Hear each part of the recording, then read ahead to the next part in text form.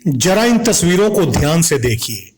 यह है सीआरपीएफ के कमांडेंट विभोर सिंह, जिन्होंने इस प्रण के साथ सीआरपीएफ में भर्ती लिया था कि चाहे जो भी हो, हंसते हंसते देश की सेवा करूंगा, देश की रक्षा जान की बाजी लगाकर करूंगा। भले ही जान चली जाए, लेकिन देश की आन बान शान में कोई कमी नहीं आने दूंगा। देश और देशवासियों की रक्षा में अपना सब कुछ न्यौछावर कर दूंगा, लेकिन देश पर आंच नहीं आने दूंगा।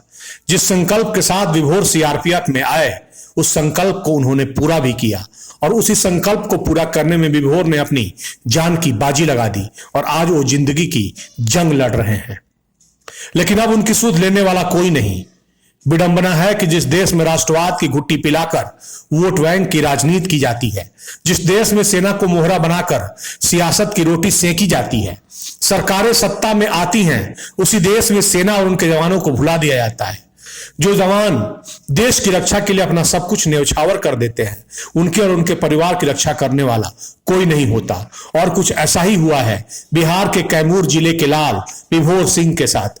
पूरा मामला पिछले 25 फरवरी का है। बिहार के गया जिले के चकरबंधा जंगलों के अंदर सीआरपीएफ की 205वीं वाहिनी कोबरा कमांडो की एक विशिष्ट नक्सल विरोधी टुकड़ी नक्सलियों के विरुद्ध अभियान चला रही थी। इस अभियान की एक टीम की अगुवाई सहायक कमांडेंट विभोर कुमार सिंह कर रहे थे। चकरबंधा के पंचुरुखिया क्षेत्र में चलाए गए अभियान के दौरान विभोर की टीम के ऊपर अचानक भारी तादाद में मौजूद नक्सलियों ने फायरिंग की। इस दौरान विभोर ने अपनी टीम की बहादुरी से नेतृत्व किया, नक्सलियों को पीछे हटने को मजबूर कर दिया। इस दौरान विभोर अपने साथी हवलदार रेडियो ऑपरेटर सुरेंद्र कुमार के साथ आगे बढ़ रहे थे। तभी वो नक्सलियों की ओर से लगाए गए आईईडी ब्लास्ट की चपेट में आ गए और गंभीर रूप से जख्मी हो गए। आईईडी ब्लास्ट में विभोर का एक पैर पूरी तरह से जख्मी हो गया और दूसरे पैर में गंभीर चोटें आई। एक हाथ की 2 उंगलियां भी ब्लास्ट में उड़ गईं। हवलदार रेडियो ऑपरेटर भी बुरी तरह से जख्मी हो गया। इसके बाद भी विभोर बहादुरी के साथ अपने साथियों का मनोबल बढ़ाते रहे और नक्सलियों को पीछे धकेल दिया। लेकिन दुर्भाग्यपूर्ण है कि इतने खतरनाक ऑपरेशन की सूचना के बाद भी उच्च अधिकारियों ने जख्मी जवानों को घटनास्थल से निकालने के लिए कोई इंतजाम नहीं किया।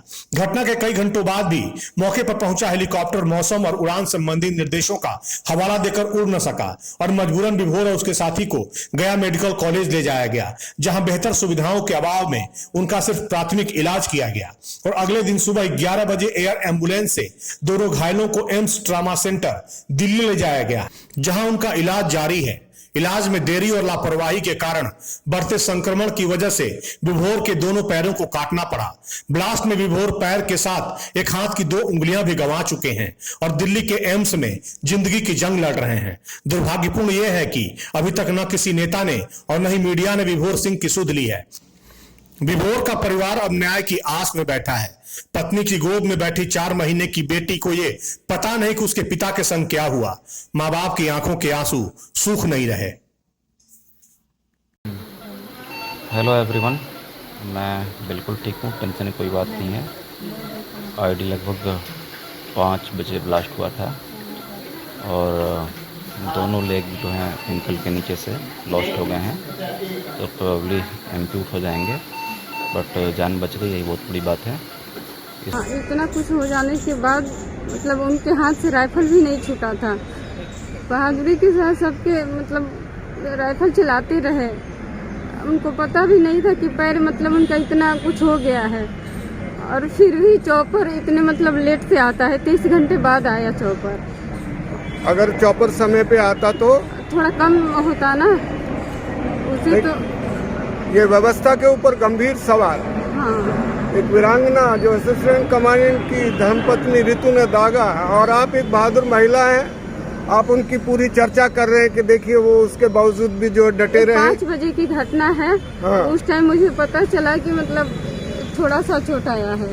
हाँ। फिर वो लोग बोले कि नहीं, उसी टाइम मैं मिलने के लिए बोल रही थी कि मैं जाऊंगी मिलने, तो वो बोले कि नहीं 7:30 में चॉपर आएगा और बाहर जाएंगे इलाज के लिए जी।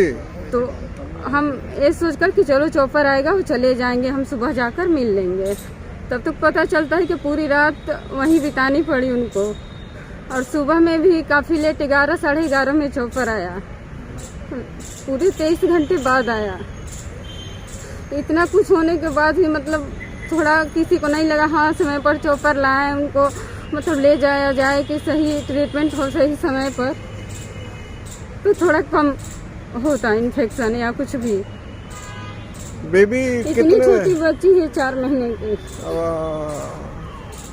तो देखिए ये जो है व्यवस्था पे सवाल उठाए गए और आज नक्सल बाहुल क्षेत्रों में हमारे जवान सीआरपी और कोबरा के लगे हुए हैं और वीरांगना जो है असिस्टेंट कमांडेंट ऋतु जो है ये सारी बातें कह रही है। क्या सरकार से आप गृह मंत्री जी भी आए थे क्या मिलने के लिए? नहीं, सरकार तरफ से कोई नहीं आया है। आप चाहेंगे कि माननीय गृह मंत्री जी आए आए जैसे हमारी सिचुएशन को समझे, आए। जी बहुत बड़ी बात है और हम चाहेंगे कि ये लाखों पैरामिलिट्री की दुआएं आपके साथ, पूरा सीआरपीएफ कोबरा खड़ा हुआ है और आप घबराइए मत, जल्दी स्वस्थ लाभ करके एक बार फिर से वो जंगल में जाएंगे।